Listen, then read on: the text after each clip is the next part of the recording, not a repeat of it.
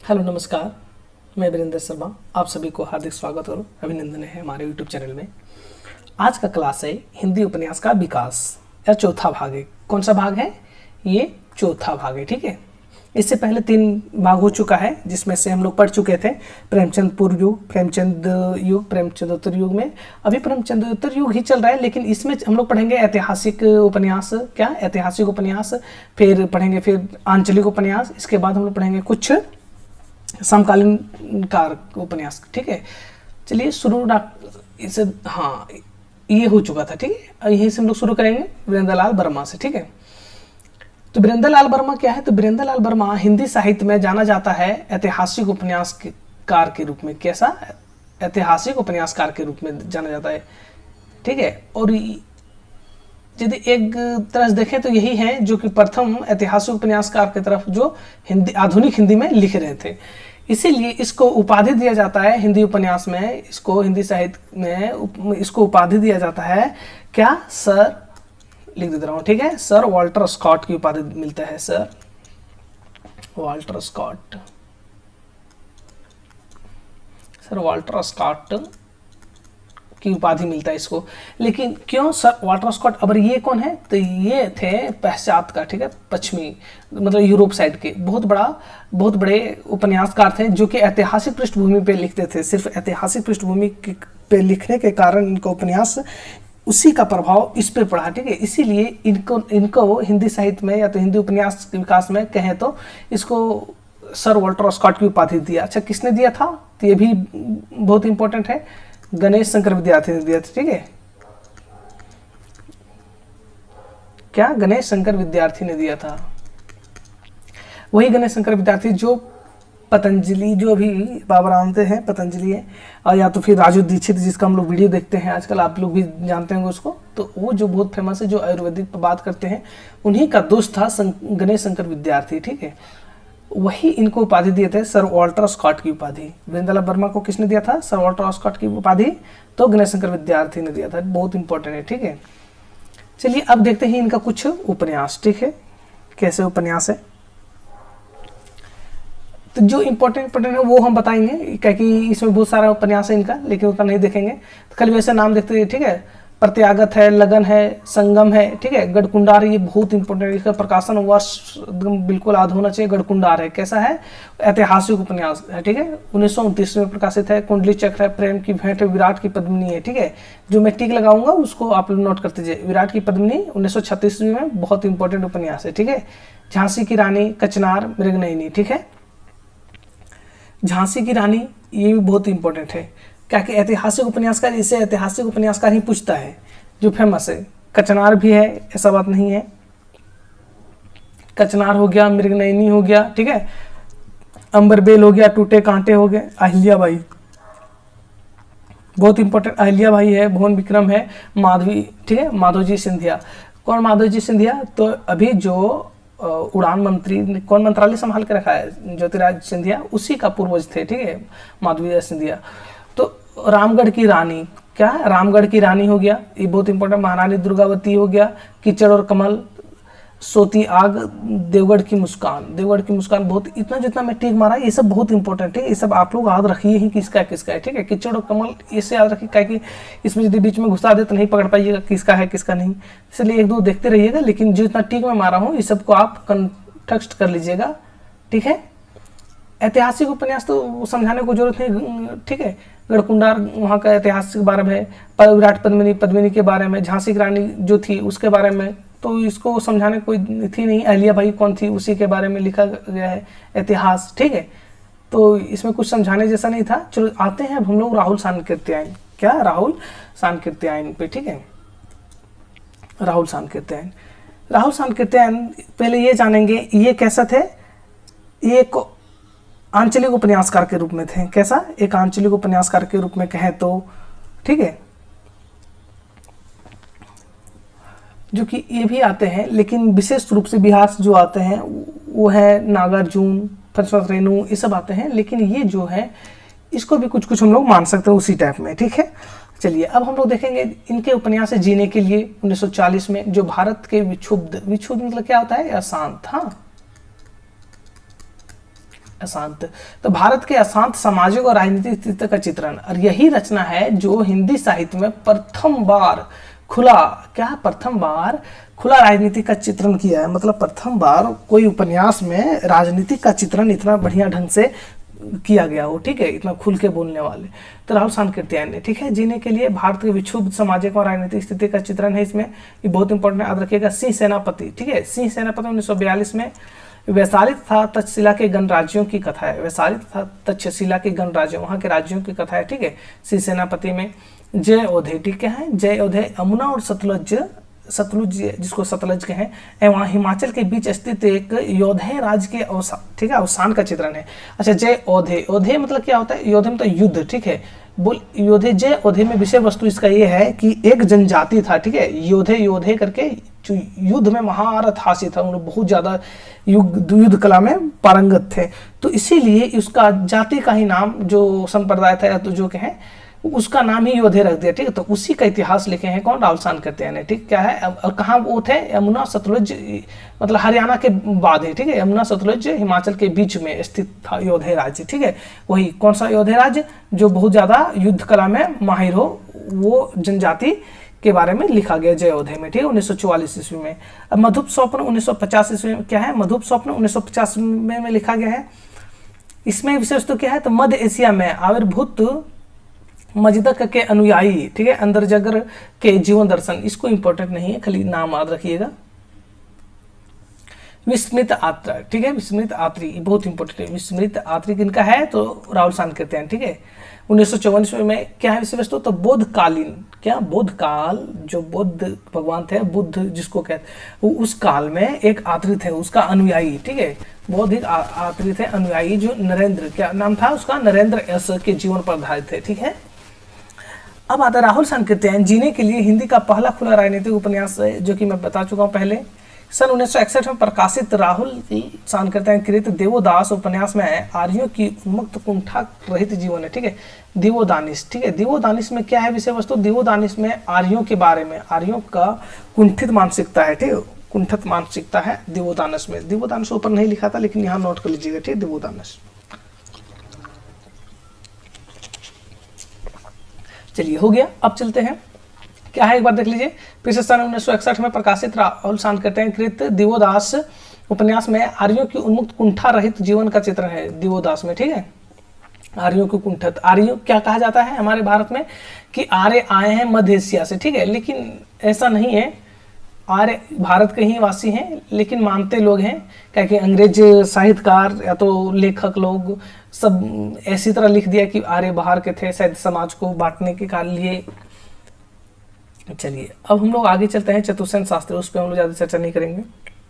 क्या है? चतुर्सेन शास्त्री, ठीक है। उनका एक उपन्यास सबसे ज़्यादा इंपॉर्टेंट जो लगता है वो वैशाली की नगरवधू है। क्या है? वैशाली की नगरवधू है, 1949 में। वैशाली की नगरवधू कितना में है? 1949 में। चतुर्सेन शास्त्री का वैशाली की नगरवधू 1949 में। दिगम आधी होना चाहिए मुंह पे जबान पे, ठीक है। देखिए, वैशाली कौन? बुद्ध समय की बात है, जब वैशाली आप लोग जानते होंगे, नहीं जानते होंगे तो देखिए, बुद्धकालीन सांस्कृतिक एवं राजनीतिक टकराहट का चित्रण है। वैशाली जो राज्य था, वैशाली राज्य, उसमें बुद्ध भगवान का आगमन हुआ था, मतलब उधर बहुत ज़्यादा उनका प्रचलन था, ठीक है। उनके मतों का अनुयायी कह सकते हैं, उनके विचारक अनुयायी कह सकते हैं, उनके विचारों पे फॉलो करते थे। वो कहाँ? वैशाली राज्य में। वैशाली की नगरवधू वहाँ के जो रहने वाले लोग हैं, ठीक है। बुद्धकालीन सांस्कृतिक एवं राजनीतिक टकराहट। तो बुद्धकालीन में सांस्कृतिक राजनीतिक टकराहट कैसे था? तो वो थे हिंदू धर्म से, हाँ, हिंदू धर्म से। जैसे बौद्ध धर्म नया नया पनपा है, अब इसमें इसके अपेक्षा इसमें नया विचार है, इसमें अच्छा चीज दिखाया गया है, तो इसका और इसका बीच में बहुत टकराव हो रहा था। क्या चीज में? राजनीतिक सांस्कृतिक टकराव हो रहा था, बौद्ध में और बुद्ध धर्म में और हिंदू धर्म में, ठीक है। यहाँ तक इसी चीज के बारे में दिखाया गया है। अब रक्त की प्यास, आलमगीर, इनका रचना, सभी रचना, ठीक है, इनका ज़्यादा रचना है नहीं, लेकिन ध्यान रखिएगा इसका सभी रचना, ठीक है, बहुत इंपॉर्टेंट है।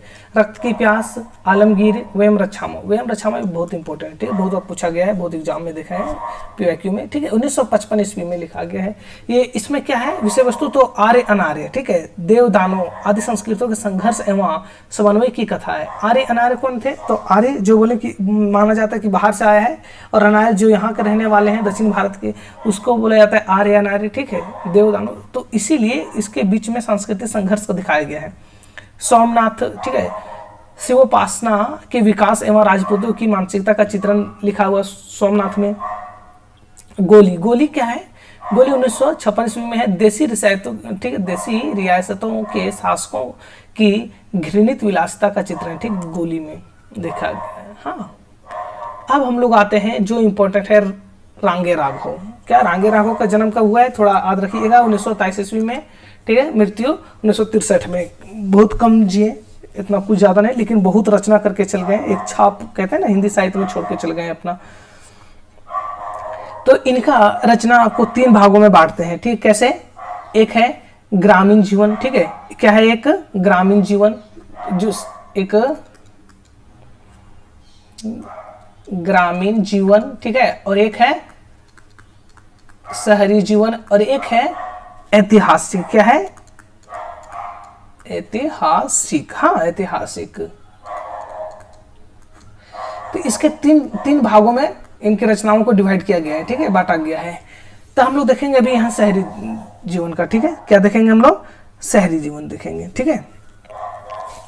हाँ, तो घरौंदा इनका पहला रचना है, शहरी जीवन के बांटे हैं उसमें से घरौंदा, ठीक है, घरौंदा 1946 में, बहुत इंपॉर्टेंट है, यही हिंदी साहित्य का पहला रचना ये है, या तो हिंदी उपन्यास का खास का पहला रचना ये है जिसमें विश्वविद्यालय, क्या है, जिसमें यूनिवर्सिटी परिसर, उस यूनिवर्सिटी कैंपस का जिक्र हुआ हो, ठीक है, या तो यूनिवर्सिटी कैंपस पर ही लिखा गया हो। क्या नाम है? घरौंदा, ठीक है, क्या है? विश्वविद्यालय परिसर पर लिखा गया। हाँ, विश्वविद्यालय, क्या है? विश्वविद्यालय परिसर पे लिखा गया है, विश्वविद्यालय परिसर पे लिखा गया, मतलब विश्वविद्यालय के कैंपस पे लिखा गया, ठीक है, वहाँ के छात्रों का जीवन, वहाँ का राजनीति कैसा होता है, ये सब चीज दिखाया गया है घरौंदे में, ठीक है। घरौंदे हो गया, हुजूर हो गया, क्या है? सीधी साधा रास्ता हो गया, कब तक पुकारूं, बहुत इंपॉर्टेंट है, जो टिक लगा रहा हूँ वही देखिएगा, कब तक पुकारूं 1957 में, ठीक है। रहना, ठीक है, राई और पर्वत, छोटी सी बात, थक पथ का पाप है, धरती मेरा घर है, प्रोफेसर। ये प्रोफेसर बहुत इंपॉर्टेंट है, क्या कि इसको बहुत बार पूछा जाता है, ठीक है, प्रोफेसर। आखिरी आवाज है, प्रोफेसर है, आखिरी आवाज है, ठीक है। तो ये याद रखिएगा, 3 इसमें शहरी जीवन में उतना नहीं याद रखिएगा, खाली देख रहिएगा, लेकिन 3 बहुत इंपॉर्टेंट, इसको याद रखिएगा कम से कम। हाँ, चलिए, गला सूख जाता है। घरौंदे हो गया, कब तक पुकारो, प्रोफेसर। ये सब 3 रचनाएं जो है बहुत इंपॉर्टेंट है, ठीक है, देखिएगा। घरौंदे, कब तक पुकारो, प्रोफेसर, धरती मेरा घर है, पथ का पाप, छोटी सी बात, ये सब देख लीजिएगा, लेकिन उतना रटने का नहीं है। जीवन परक उपन्यास, ठीक है, जो जीवनी परक हो गया, ठीक है। चलिए अब देखते हैं इसमें। हाँ, उबाल है, देवकी का बेटा, बहुत इंपॉर्टेंट, देवकी का बेटा, असुधरा जीत गई, ठीक है, लाई का ताना, रत्ना की बात, भारत का सुपुत्र, ठीक है, लखी माँ की आंखें, बंदूक और बीन, जब आवेगी काली घटा, धूनी का धुआं, ठीक है, ये सब देखिएगा, यदि इंपॉर्टेंट लगे तो। मुझे तो नहीं लगता है। देवकी का बेटा बहुत इंपॉर्टेंट, खाली ये याद रखिएगा। अब क्या है, आप लोग इसलिए बोल रहा हूँ ना, देखते रहना, क्या कि नेट का कोई भरोसा है नहीं, कहाँ से क्या पूछ देगा कोई नहीं जान रहा है अभी, इसलिए इसका रचनाओं को थोड़ा ध्यान में रखते रहिएगा। अब आते हैं इसका ऐतिहासिक उपन्यास, जिसको आप लोगों को मुंह रखना ही पड़ेगा, देखना ही पड़ेगा, समझना ही पड़ेगा, ठीक है। विषाद मठ, क्या है? विषाद मठ। विषाद मठ क्या है जी? तो विषाद मठ 1946 में लिखा गया था, और यहाँ बंगाल का अकाल चित्रण है, ठीक है, बंगाल की अकाल, जब बंगाल में अकाल आया था, बंगाल के अकाल के बारे में चित्रण, ठीक है। बंगाल में जब अकाल आया था, अंग्रेजों ने क्या किया था, जब भारत का देश का सारा अनाज, बंगाल प्रदेश का सारा अनाज ले गया था, जब अपना उसमें वर्ल्ड वार युद्ध चल रहा था, ठीक है, तो वहां भेज दिया था अपने सिपाहियों के लिए बंगाल से सारा अनाज। तो यहाँ क्या था, भूखमरी, कहते हैं कि लोग 40 लाख से ज्यादा लोग मरे थे उसमें, 40 लाख। एक अभी युद्ध हो रहा है, कहीं मान लेते 10,000, 1,000 भी मरता है तो इतना हो हल्ला होता है, लेकिन उस समय यही अंग्रेज थे, हमारा देश में 40 लाख लोग को मार दिया था खाली भूख से। कितना लोग? 40 लाख। ये सिर्फ एक स्टेट का बात है। इसके बाद क्या हुआ, जब ये इतना सारा मर गया, तो कहते हैं कि अंग्रेज लोग एक अंग्रेज मतलब अच्छे थे वो अपना ऑफिस जाते थे, आता था कि भूख जा रहा था, उस समय देखा था कि भूख से यहाँ तड़प रहा है बच्चे, ठीक है, जाता था और जब आ रहा था अपना ड्यूटी ऑफिस से, इसके बाद देखा था तो वो भूख से मर गया बेचारा। अब मतलब इतना दयनीय स्थिति जो मैं क्या बोलूँ, आप लोग पढ़े होंगे उसका बारे में, नहीं तो बहुत कविता है, बहुत लोग कविता इनके बारे में लिखे हैं, ठीक है, हरिवंश राय बच्चन का है, नागार्जुन जी का है और बहुत सारे हैं। तो ये सब आप लोग देखते रहिए, मैं पढ़िए, नागार्जुन का कविता उससे समझ में आ जाएगा। विषाद मठ का 1946 ईस्वी में, ठीक है, बंगाल के अकाल के बारे में लिखा है, याद रखिएगा। मुर्दों का टिल्ला क्या है, मुर्दों का टिल्ला 1948 में है। जो मुर्दों का टिल्ला, नाम ही से पता चल रहा है कि मुर्दा लोग इतना ज्यादा यहाँ मर गया है जो कि टीला बन गया है। क्या बन गया है, टीला बन गया। क्या बन गया, टीला, ठीक है। तो ये जो टीला बना कैसे, मुर्दों का, तो ये मोहनजोदड़ो सभ्यता की पृष्ठभूमि पर था। तो मोहनजोदड़ो में ऐसा बाढ़ आया, पानी आया, लास्ट में सारा खत्म हो गया, सब लोग दब के मर गए, तो वही टीला बन गया। याद रखिएगा ऐसा, मुर्दों का टीला, मुर्दों का टीला मतलब मोहनजोदड़ो सभ्यता, याद रखिएगा इस तरह के रिलेट करके। प्रतिदिन, महाभारत युग के महाभारत एवं क्षत्रिय के संघर्ष का चित्र है, ठीक है। महाभारत युग के ब्राह्मण एवं क्षत्रिय संघर्ष का चित्र है प्रतिदिन में। चीवर है, चीवर में 1951 में लिखा गया, जिसमें हर्ष काल के हास्यमान भारतीय ठीक है सामंतवाद का चित्रण है। हर्ष काल का चित्रण खरीदना, यानी अंधेरे में जुगनू, अंधेरे के जुगनू, ठीक है, जिसमें दास प्रथा को बचाए रखने के लिए कुलीन वर्ग के प्रयत्न की चित्र है। अंधेरे की जुगनू, दास प्रथा बचाए रखने के लिए। दास प्रथा क्यों बचाना रखना चाहता था, क्योंकि उसका दास रहता था, उसका सेवा पानी आदर मतलब शोषण उस पर करता था, फ्री काम हो जाता था, पैसा उसा देना नहीं पड़ता था, ठीक है। कौन, वो यहाँ के राजाओं थे, ठीक, उसी के बारे में दिखाया गया है। बोलते खंडहर, पक्षी और आकाश, इनका उपन्यास है, ठीक है। इनका उपन्यास, ऐतिहासिक उपन्यास सभी देखते रहिएगा, ठीक है। अब आगे चलते हैं, देखते हैं कौन कौन सा और है। राह ना रुकी, क्या है, राह ना रुकी बहुत इंपॉर्टेंट है। राह ना रुकी, ठीक है, 1958 में है, जिसमें महावीर स्वामी और बुद्ध युग मतलब वही बौद्ध भगवान के की जागरण की कथा है, ठीक है। राह ना रुकी 1958, याद रखिएगा। इसमें क्या विषय वस्तु, तो महावीर स्वामी एवं बुद्ध युग के जागरण की कथा है, ठीक है। कैसे जागरण उसमें लाया था, नए नए धर्म आए थे, नए नए विचार आया था, ठीक है, कैसे पुराने रूढ़िवादी मानसिकता को तोड़ने का काम किया था, उसमें राह ना रुकी में दिखाया गया है, ठीक है। ठीक है, महायात्रा है और एक पतझड़ है, ठीक है, महायात्रा और पतझड़ है। थोड़ा कुत्ता बहुत ज्यादा आज आवाज कर रहा है, थोड़ा आप लोग इसको नजरअंदाज करें। रांगे राघव की प्रथम रचना है 1946 ईस्वी में, ठीक है, 1946 ईस्वी में घरौंदाज शीर्षक से प्रकाशित दिया। परिसर मतलब विश्वविद्यालय परिसर जीवन पर लिखा गया हिंदी का प्रथम उपन्यास, जो कि बता चुका हूँ। रांगे राघव कब तक पुकारो उपन्यास, ठीक है, हाँ, कब तक पुकारो उपन्यास कौन सा, कर्नाट जाति पे, हाँ, कर्नाट जाति, ठीक है, कर्नाट जाति के जीवन पर संबंधित है। कर्नाट, ये बहुत इंपॉर्टेंट है। कब तक पुकारो उपन्यास किस पे, कौन सा जाति पे है, कर्नाट जाति पे, ठीक है, नट जाति, कर्नाट जाति, ये सब होता है ना, ये बहुत इंपॉर्टेंट है। कर्नाट जाति पे हो गया। रांगे राघव का विषाद मठ, ठीक है, क्या है विषाद मठ, जो बंगाल के अकाल पर, इसे सब बता चुका हूँ। अब आते हैं अमृतलाल नागर पे, क्या है, अब आते हैं अमृतलाल नागर पे, ठीक है।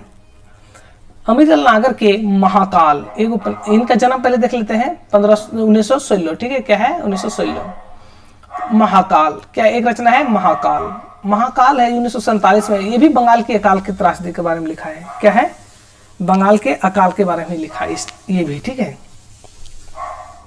बंगाल के अकाल के बारे में लिखा है। लेकिन तो बंगाल के अकाल में वही त्रासदी जो इतना लाग मरा, इतना दुख हुआ, लेकिन इसी का एक और नाम लिख दिया इसने, भूख, ठीक है, भूख नाम है। तो महाकाल उपन्यास के अन्य नाम क्या है, तो भूख नाम है, ठीक है, याद रखिए।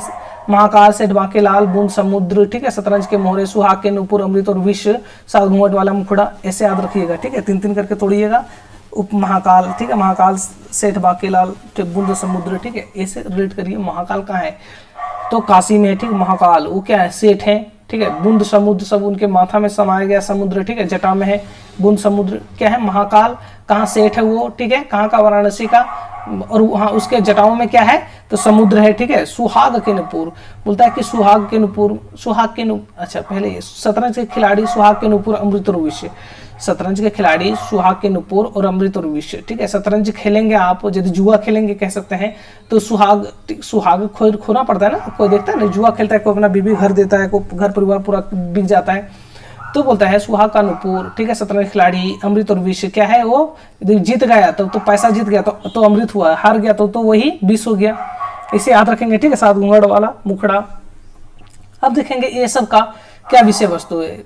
बूंद और समुद्र में लखनऊ के चौक के रूप में भारत के विभिन्न छवि का चित्रण। इसमें बूंद समुद्र में नायक के रूप में क्या है, नायक के रूप में लखनऊ के चौक क्या है, लखनऊ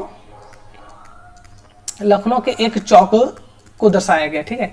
इस उपन्यास में नायक के रूप में लखनऊ का एक चौक को दर्शाया गया है, ठीक है, किस रचना में, बूंद और समुद्र में, ठीक है। याद रहेगा। शतरंज के मोहरे क्या है, शतरंज के मोहरे 1959 ईस्वी में अवध के नवाबों के, ठीक है, हास्योन्मुख जीवन का चित्रण।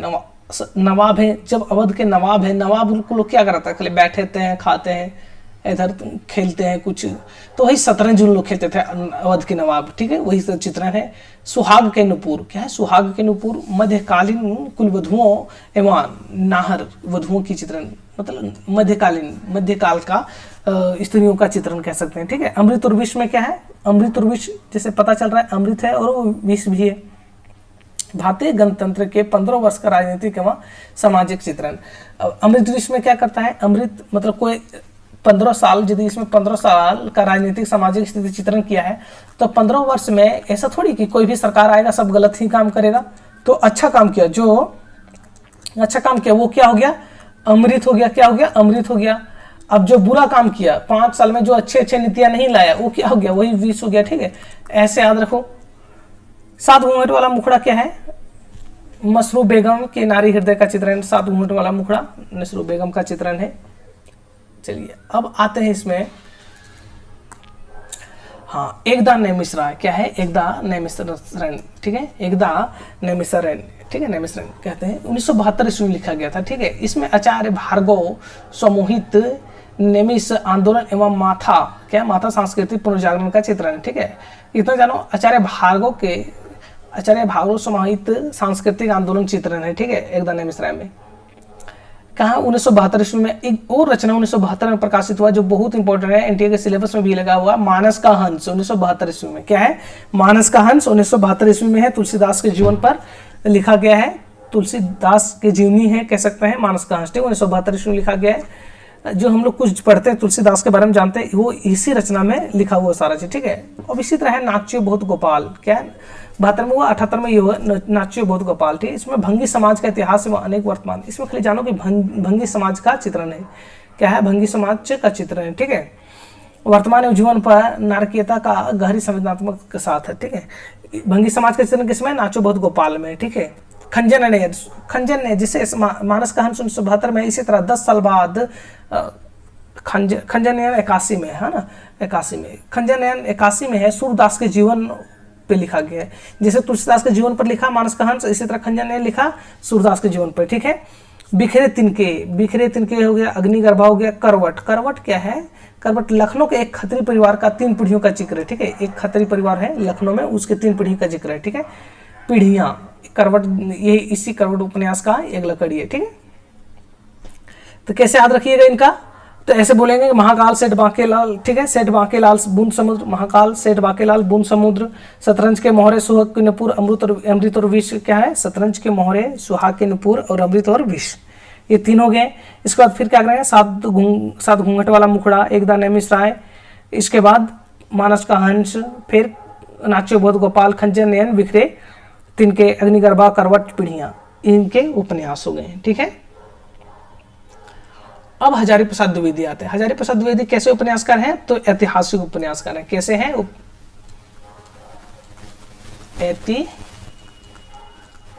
ऐतिहासिक उपन्यासकार है, ठीक है, ऐतिहासिक उपन्यासकार है, ऐतिहासिक उपन्यासकार है, ठीक है, याद रखिएगा। इनका रचना मात्र है 4, ठीक है, क्या है, मात्र 4 है। अब इसको आप जिस तरह भी कर सकते हैं, नहीं तो एक ट्रिक है, ठीक है। क्या क्या पहले वो देख लेंगे, बाणभट्ट की आत्मकथा, चारुचंद्र लेख, पुनर्वा, अनामदास का पोथा, ठीक है। तो आप आद कर सकते हैं, ठीक है, एक आद कर सकते हैं बचपन, ठीक है, क्या है, बचपन ट्रिक से भी याद कर सकते हैं। बा से बाणभट्ट की आत्मकथा, चा से चारुचंद्र लेख, पु से पुनर्वा, ठीक है, और ना से अनामदास का पोथा, ठीक है, अनामदास का पोथा, ठीक है। बाणभट्ट की आत्मकथा, चारुचंद्र लेख और फिर पुनर्वा, फिर अनामदास का पोथा, ठीक है। बाण भाट की आत्मकथा 1946 में लिखा गया था, जो कि हिंदी के उपन्यासों में पढ़ना है हम लोग को। तो हाँ, इसमें क्या है, इसका कथा क्या है, तो ये बाण भाट, ठीक है, जैसे नाम ही पता चल रहा है, बाण भाट के जीवन पर लिखा गया है, ठीक है, जीवन पर एक उपन्यास है। या तो इसमें हर्षकालीन, बाण भाट कौन सा काल में रहता था, तो हर्षकालीन, मतलब जब हर्षवर्धन थे राजा उस काल के नायक थे, ठीक है। तो हर्षकाल इसका उपन्यास पढ़ेंगे तो इसमें नाटक मिलेगा, नाटक सॉरी बोलता हूँ, बाण भाट, ठीक है, पात्र है जो बाण भाट है, निपुणिका है, नवनिया है, ये सब पात्र हैं, ठीक है, उस उपन्यास के। इसमें क्या है, प्रेम का उदात्तीकरण एवं हर्षकालीन सामाजिक चित्रण किया है, ठीक है, बाण भाट की आत्मकथा में। अब इसी तरह से आता है चारुचंद्र लेख। चारुचंद्र लेख 1963 ईस्वी में है।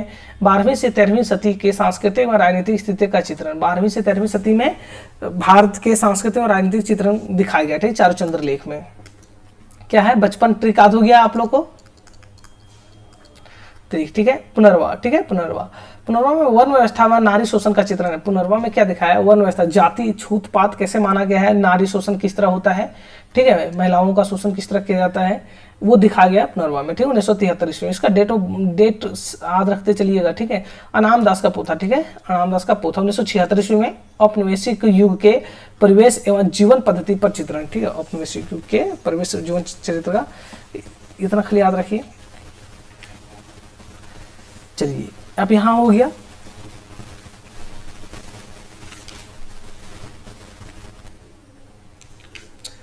हाँ, अब आते हैं, इनका याद रखिएगा, ठीक है, 4 उपन्यास से आप लोग को याद हो जाएगा, जहां तक मुझे याद है। बचपन कौन किसको नहीं याद रहेगा, बचपन ट्रिक से, बाण भाट का आत्मकथा, चारुचंद्र लेख, पुनर्वा और रामदास का पोथा, ठीक। अब आते हैं शिव प्रसाद सिंह का। क्या है, शिव प्रसाद सिंह का, ठीक है। शिव प्रसाद सिंह का उपन्यास, ये भी बहुत अच्छे उपन्यास लेखक थे, बहुत अच्छे लिखे हैं, ठीक है। शिव प्रसाद सिंह का है।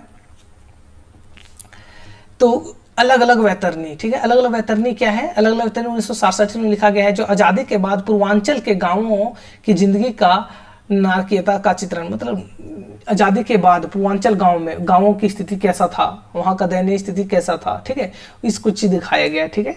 शिव प्रसाद सिंह ने दिखाया अलग अलग वैतरणी में। गली आगे मूर्ति है, गली आगे मूर्ति है, ये फिर वही आ गया जो पहले बताया था घरौंदा, ठीक है, जो इसी तरह आता है। गली आगे मूर्ति में है, वो विश्वविद्यालय परिसर पे था, और ये हिंदू BHU जो अभी के BHU, ठीक है, BHU क्या है, काशी हिंदू विश्वविद्यालय है ना, तो उसी पे मतलब वहीं के कॉलेज के परिसर, या तो कहें विश्वविद्यालय के परिसर, कंपाउंड, या तो हैं उसका परिसर में लिखा गया उपन्यास है, ठीक है। यहाँ युवा आक्रोश का काशी हिंदू विश्वविद्यालय परिसर के संदर्भ में लिखा गया। गली आगे मूर्ति है, ठीक है, गली आगे मूर्ति का विषय वस्तु क्या है, तो BHU के वहाँ के बच्चों को जो आक्रोश, गुस्सा आया था कुछ काम को ले, उसके बारे में चित्रण है, ठीक है। नीला चांद बहुत इंपॉर्टेंट है। नीला चांद इसी की रचना पे इनको मिला था साहित्य अकादमी। भारतीय इतिहास मध्यकालीन की काशी का चित्रण है, ठीक है। नीला चांद क्या है, 1988 में, जो कि क्या चित्रण इसमें, तो भारतीय इतिहास, मतलब ये मध्यकालीन काशी का चित्रण, इतना जानिए, मध्यकालीन काशी का चित्रण किसमें है, नीला चांद में, ठीक है, 1988 में, बहुत इंपॉर्टेंट रचना है।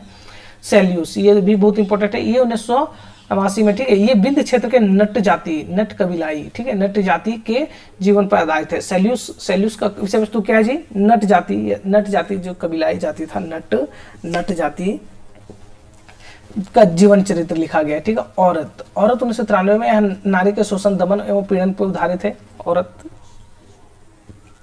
चलिए आगे, यहाँ पे आगे रखेंगे कौन, गली आगे, अलग अलग वैतरणी, ठीक है, अलग अलग वैतरणी, ठीक है, अलग अलग वैतरणी, ताकि गली आगे मूर्ति है, ये BHU का मान लेते हैं कि कंपाउंड है, यहाँ बोलता है कि ये गली आगे मूर्ति है, ठीक है। नीला चांद, उसको रात में नीला चांद दिखा, ठीक है। सेल्यूस, औरत, ये सब चीज ऐसे याद रखिए कोरिलेट करके। अब आते हैं मंजूसीमा। क्या है, मंजूसीमा इसलिए ये बहुत इंपॉर्टेंट हो जाता है 1990 में, क्योंकि इसमें लेखक पुत्री मंजू की जीवन क्रम कथा है। अब इसका मैं थोड़ा बताता हूँ।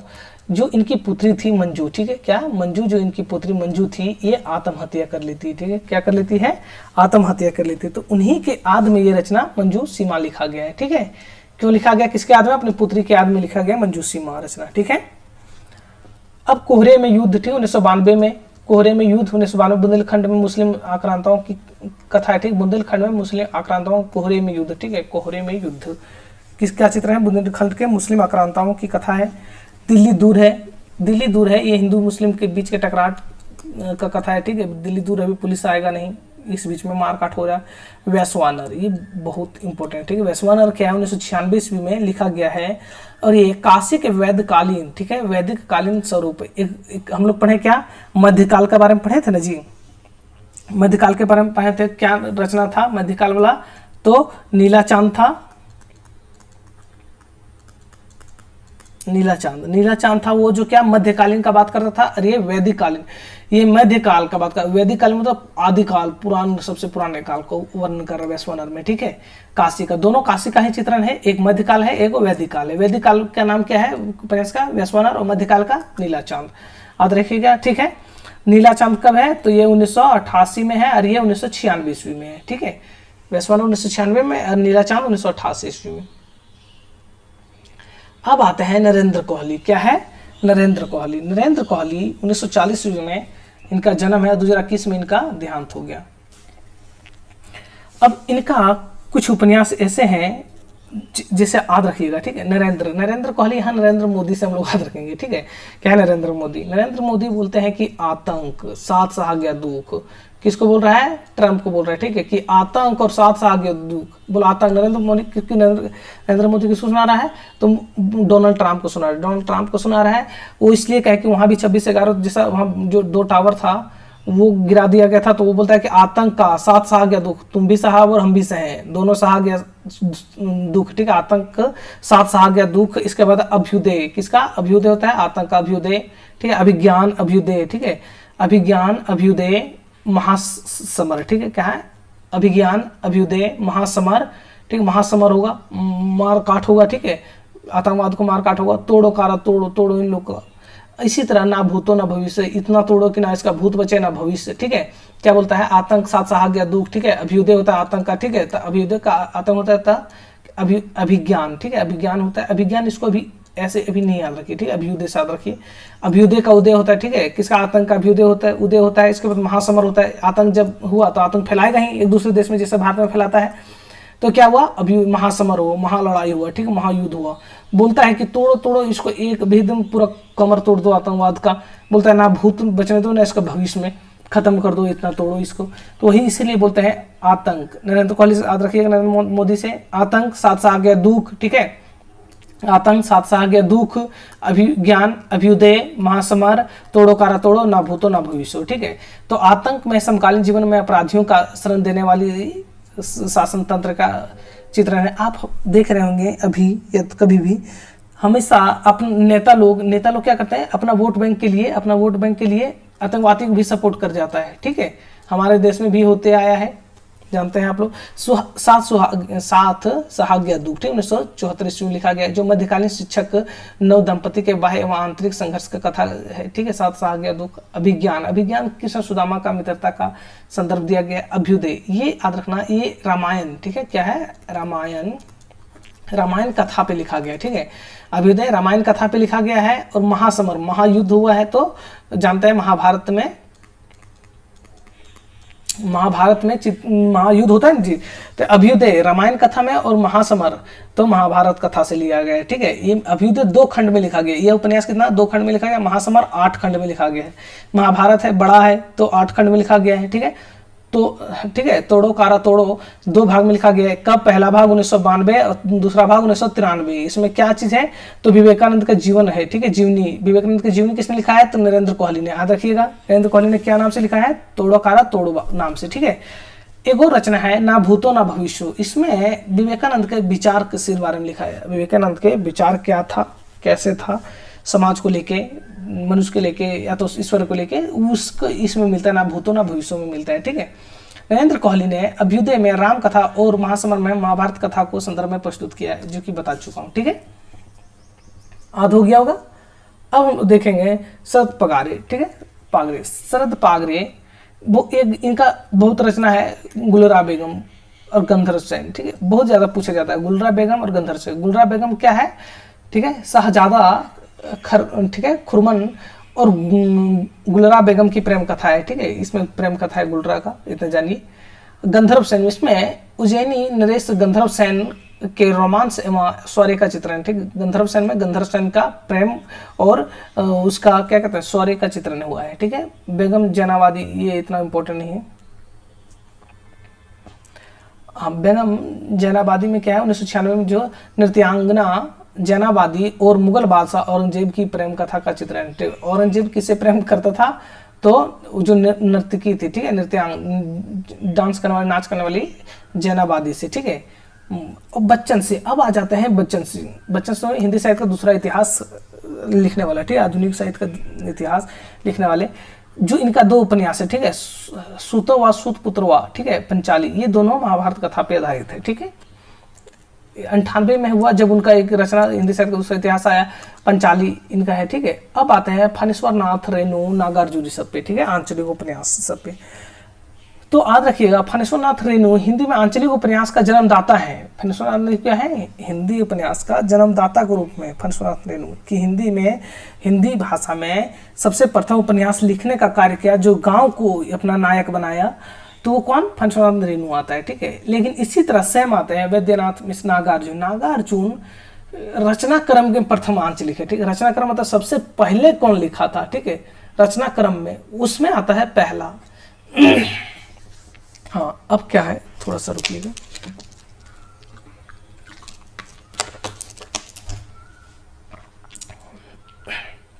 हाँ, नागार्जुन का, ठीक है, नागार्जुन देख लेंगे हम लोग। रतिनाथ की चाची है, बलचमना है, नई पोधा है, बाबा बटेश्वर नाथ है। इनका सभी रचना आपको याद होना चाहिए। रतिनाथ की चाची कब है, 1948 ईस्वी में। इसमें क्या है, मिथिलांचल के सामाजिक जीवन के अंतर विरोध एवं नारी शोषण का चित्रण, मतलब सामाजिक चित्रण। रतिनाथ की चाची में मिथिलांचल मिथिला प्रदेश का, ठीक है, मिथिला अभी तो मिथिला एक डिस्ट्रिक्ट है ना बिहार में, तो मिथिला के सामाजिक जीवन और नारी शोषण का चित्रण है रतिनाथ के चाची में। बलचमना 1952 ईस्वी में, जिसमें नायक बलचमना का ठीक है, अन्याय व अत्याचार के विरुद्ध संघर्ष करता है जो बलचमना, ठीक है, अन्याय के खिलाफ लड़ता है बलचमना। नई पौधे 1953 ईस्वी में, जो असंगत विवाह में जर्जर सामाजिक मान्यताओं का विरोध करता है। असंगति, ठीक है, असंगत विवाह समझते हैं, मतलब अदर कास्ट में, ठीक है, विवाह करता है, ठीक है। जर्जर समाज के बारे में कैसे मान्यताओं जो अभी भी देश में प्रदेश में चलने नहीं देता है, ठीक है, अदर कास्ट है, चाहे ऊंच नीच मानता है, ठीक है। बाबा बटेश्वर नाथ 1954 ईस्वी में है, ठीक है। बाबा बटेश्वर नाथ ये कहता है, बाबा बटेश्वर नाथ एक पेड़ है, ठीक है, क्या है, बरगद का पेड़, बरगद का वृक्ष को बचाने के लिए लिखा गया था, ठीक है। ये रचना क्यों किया गया था, तो बरगद का पेड़ याद रहेगा आपको, अब का नहीं, जो पहले जितना भी रोड बनता था उसके बीच में, उसके अगल बगल में हमेशा बरगद का पेड़ होता था। क्या होता था, बरगद का पेड़ होता था, ठीक है। लेकिन अब पता नहीं सरकार क्यों ऐसा क्या किया, सब बरगद का पेड़ काट दिया तो मर गया, अब दूसरा लगाया ही नहीं, ठीक है। तो बगल में क्या होता था, बरगद का पेड़। बरगद पेड़ बड़ा बड़ा होता है, इसे छाव भी मिल जाता है, बहुत अच्छा पेड़ होता है, ठीक है, ऑक्सीजन भी ज्यादा प्रोवाइड करता है। तो ये सब चीज बहुत अच्छा था, लेकिन पता नहीं सरकार क्या सुझा, वो काट दिया, उस पर बहुत ज्यादा कटाव चलने लगा था, ठीक है। तो इसी बचाव में बाबा बटेश्वर नाथ लिखा गया था, ठीक है, बरगद पेड़ के बचाव में। अब आते हैं इसी का, ठीक है, वरुणा के बेटा, क्या है, वरुणा के बेटा, यहां तक हो गया। वरुणा के बेटे 1957 ईस्वी में लिखा गया, जो मिथिला के मछुआरों का संघर्ष है। वरुणा के बेटे, अच्छा यहाँ वरुण हो जाए, लेकिन वो मिथिला प्रदेश से थे, इसलिए बिहार के टर्न है, बा हो गया, ठीक। वरुण के बेटे, वरुण मतलब क्या होता है, पानी, समुद्र, ठीक है, यही ना। तो कहते हैं मतलब इससे हम लोग जान लेंगे कि ये समुद्र है, समुद्र के बेटे कौन है, मछुआरा होता है, मछुआ होता है, मछली होता है, ठीक है। तो वरुण के बेटे मतलब मछुआरों का जिक्र है, ठीक है, मछुआरों का। वरुण के बेटे 1957 में जो मिथिला के मछुआरों का जिक्र है, ठीक है, क्या है, मिथिला के मछुआरों का जिक्र है। दुख मोचन 1957 में ग्रामीण एवं आधुनिक सभ्यता का चित्रण, ठीक है, दुख मोचन, ठीक है। दुख मोचन में क्या है, ग्रामीण एवं आधुनिक सभ्यता का चित्रण है। उग्रतार में उगनी और कामेश्वर की प्रेम कथा है। हीरक जयंती में समकालीन शासक वर्ग के नेताओं और चरित्रहीनता का चित्रण, जानते हैं नेता लोग का एक वीडियो रिलीज होते रहता है, आप लोगों को पता होगा, कैरेक्टर लेस होते हैं। ठीक है। मनिया का बाबा, इमरतिया, ये बहुत इंपॉर्टेंट, ठीक है। इमरतिया 1968 ईस्वी में लिखा गया था, ठीक है। समाज के बगुला भक्तों को पर्दाफाश किया गया है, ठीक है। समाज के बगुला भक्तों का पर्दाफाश किया गया। पारो, पारो एक है, पारो 1975 ईस्वी में बाल विवाह की कुरीतियों एवं एक युवती की दारुण कथा है। पारो में क्या है कि सबसे पहले याद रखिएगा, पारो में बाल विवाह का चित्र है, ठीक है। बाल विवाह कुर्तियां, बाल विवाह होने से क्या क्या दिक्कत है, ये इस चीज के इसमें बताता है, ठीक है। इसे एक चीज और याद रखिएगा, पारो पहले मैथिली भाषा में लिखा गया था। क्या, पहले मैथिली भाषा में लिखा गया था, ठीक है। क्या है, पहले मैथिली भाषा में लिखा गया था,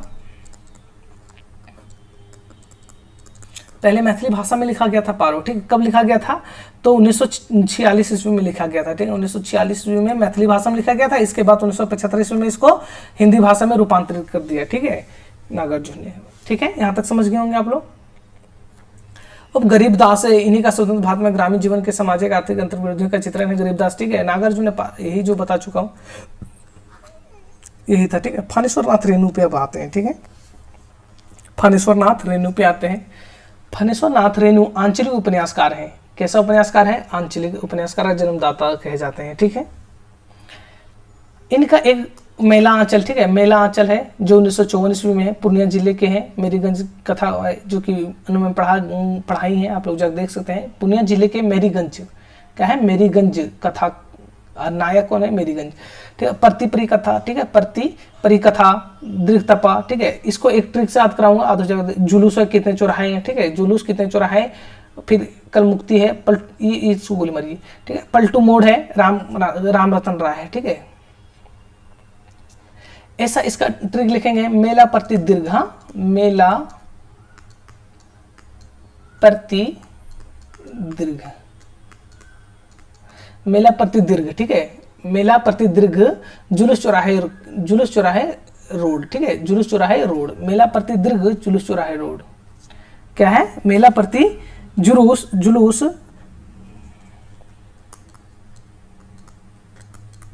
मेला प्रति दीर्घ जुलूस चौराहे रोड।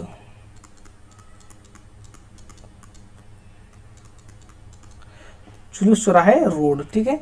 ये मेरा ट्रिक था, मुझे अपना जो आधम किए थे, ठीक है। यदि आप लोग याद हो तो बहुत अच्छा है। क्या, मेलाचल प्रतिपरी कथा, ठीक है, दीर्घतपा, ठीक है, जुलूस कितने, ठीक है, क्या हो गया, जुलूस हो गया, कितने चौराहे हो गया, और कितने चौराहे, पलटू बाबू रोड हो गया, ठीक है। इससे सब उपन्यास आ गया। राम रतन राय के लिए याद रखना है, राम रतन, मेला प्रति दीर्घ जुलूस चौराहे रोड, मेला प्रति दीर्घ जुलूस चौराहे रोड बोल के 2 बार लिख लीजिएगा, हो जाएगा, ठीक है। तो इसका विषय वस्तु पे आता है, मेला आंचल 1954 में लिखा गया था, ठीक है। पूर्णिया जिले के मेरीगंज कथा पे लिखा गया है। अच्छा, मेला आंचल जो उपन्यास है आप लोग पढ़े होंगे, अतनु में पढ़ाई नहीं देखे, देख लीजिए जाके। इसका विषय वस्तु क्या है, तो एक गाँव में एक मलेरिया का अस्पताल खोलना चाहता है, ठीक है। अब उसी के विरोध करते हैं शुरू में, इसके बाद बोलते हैं कि ये बहुत तरह बीमारी फैला देगा, तब नसबंदी करा देगा, बहुत तरह से अफवाह फैला देता है गांव में।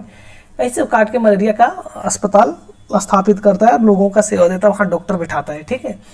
बहुत अच्छा उपन्यास आप लोग देख लीजिएगा। प्रतिपरी कथा पूर्णिया जिले का प्राणपुर गाँव है, ठीक है, जिसमें इसमें मेरीगंज गाँव है। इसी तरह प्रतिपरी कथा में प्राणपुर गाँव है, ठीक है, प्राणपुर गांव है। आंचलिक उपन्यास में क्या होता है, जो उसका नायक होता है वो क्या होता है, गांव होता है, ठीक है, गांव शहर, जो शहर तो नहीं, गांव होता है नायक, ठीक है। प्रतिपरी कथा में क्या 1957 में आया था, पुणे जिले के पारणपुर, ये भी पूर्णिया जिला, ये भी पूर्णिया जिला, ये मेरीगंज गांव को नायक बनाया था, और इसमें प्राणपुर गांव को नायक बनाया है, ठीक है, प्रतिपरी कथा में। अब दीर्घतपा में भ्रष्ट व्यवस्था के बीच एक ईमानदार व्यक्ति का संघर्ष दिखाया। दीर्घतपा में कितना दीर्घतपा, लंबे समय से तप रहा है इंसान, संघर्ष कर रहा है, ठीक है। जुलूस क्या है, पूर्वी पाकिस्तान, याद रखिएगा, ध्यान दीजिएगा, पूर्वी पाकिस्तान से आए पूर्णिया जिले में शरणार्थियों का समस्या का चित्रण, ठीक है। पूर्णिया जिला आधे ना, पूर्णिया जिला। जुलूस, ये पूर्वी पाकिस्तान समझ रहे ना, पाकिस्तान जब भारत आजाद हुआ था,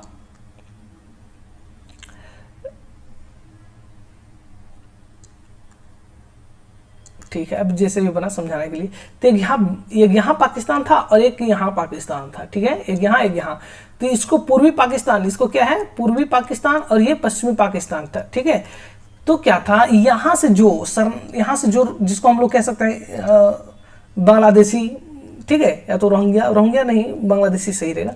तो यहाँ से जो आया था मोह भंग होके, ठीक है, कि पहले तो आज़ाद हो गया कि नहीं नहीं अपना देश बन रहा है वहाँ रहेंगे, तो वहाँ जब देखा कि शासन व्यवस्था ठीक नहीं था तो यहाँ से भाग के आ गया यहाँ पे, ठीक है, कहाँ, बिहार के पूर्णिया जिला में, ठीक है, कहाँ, पूर्णिया जिला में आया। तो वहाँ जो आया तो वहाँ पे समस्या जो हुआ, कहीं भी शरणार्थी आते हैं लोग तो वहाँ का व्यवस्था खराब हो जाता है।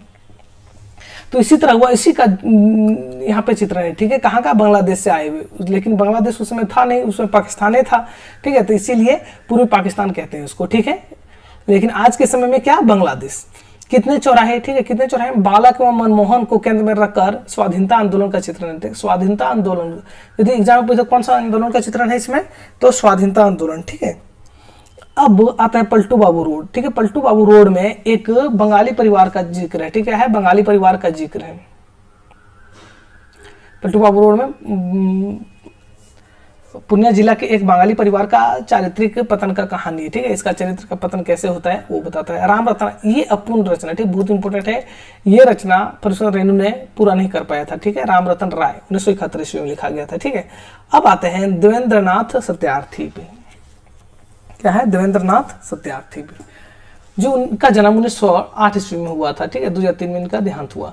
रथ के पहिए, कठपुतली, ब्रह्मपुत्र, दूधगाछ, कथा को उर्वशी, तेरी कसम, सतलुज, ठीक है, ये इतना हो, एक साथ में बोलिएगा, कथा, ठीक है, रथ के पहिए, कठपुतली, ब्रह्मपुत्र, दूधगाछ, ठीक है, दूधगाछ, कथा को उर्वशी और तेरी कसम।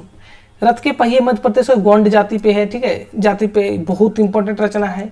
रथ के पहिए किसका है, देवेंद्र सत्यार्थी का। कौन सा जाति, गोंड जाति। उधर कन्नड़ जाति, नट जाति का पढ़ रहे थे ना, ये गोंड जाति का है, इसलिए पूछ देता है गोंड जाति से संबंधित कौन कौन से उपन्यास है, नट जाति से संबंधित कौन कौन सा उपन्यास है, इसलिए आप लोग याद रखिएगा। कठपुतली, इस कठपुतली जैसे आप जानते हैं कि नाटक, कठपुतली रंगमंच से जुड़ा है। कठपुतली कहाँ देखने जाते हैं, रंगमंच में देखने जाते हैं, तो वही नाटक रंगमंच से जुड़े कलाकारी का है, ठीक, चित्रण कठपुतली में। ब्रह्मपुत्र, ब्रह्मपुत्र कहाँ है, असम में, ठीक है, तो वही बोलता है ब्रह्मपुत्र। ब्रह्मपुत्र में माजुली द्वीप। आप कमेंट में बताइएगा कि कौन सा यूनिट 10 में एक रचना पढ़ते हैं जिसमें माजुली द्वीप आता है, ठीक है, ब्रह्मपुत्र के माजुली द्वीप और, ठीक है, दिशांगमुख के निवासियों, ठीक है, निवासियों का संघर्ष चित्रण दिखाया गया इसमें, ठीक है। दूधगाछ, संगीत एवं कलाकार का जीवन संघर्ष है दूधगाछ में, ठीक है, संगीत और कलाकार का जीवन चरित्र है। कथा को उर्वशी में मूर्तिकार की संवेदना और साधना कंकन, ठीक, कथा को उर्वशी में क्या है, मूर्तिकार के बारे में लिखा गया है। तेरी कसम, शत्रुज। अब इसमें 3 गो हम लोग देखें जो कला जगत से समर्पित इनका रचना था। कौन, एक कठपुतली था, ठीक है, जो नाटक रंगमंच वो कला ही हुआ, ठीक है, कलाकारी कला के जीवन में हुआ, ठीक है। दूधगाछ हुआ, संगीत और गीतकार हुए, वो क्या है, कला जगत का हुआ, ठीक है। और एक और क्या हुआ, कथा को उर्वशी, ठीक, कथा को उर्वशी मूर्तिकार संवेदना, जो कि कला, मूर्तिकार सब क्या होता है, कला ही है ना, तो ये भी कला से संबंधित। तो वही बोलते हैं कि कठपुतली, दूधगाछ और कथा को उर्वशी रचना इनका है जो कि कला जगत को समर्पित है। कला जगत मतलब कला, ठीक है, कोई मूर्ति कला में, संगीत में, रंगमंच में, ये सब कला जगत में समर्पित 3 रचना, ठीक है, याद रखिएगा हमेशा। चलिए कंप्लीट हो गया आज, अगला क्लास फिर लेंगे। यदि अच्छा लगे तो शेयर कीजिएगा, लाइक कीजिएगा, फॉलो कीजिएगा, ठीक है, सब्सक्राइब कर दीजिएगा, अपने दोस्तों तक पहुंचाइए। बहुत बहुत धन्यवाद।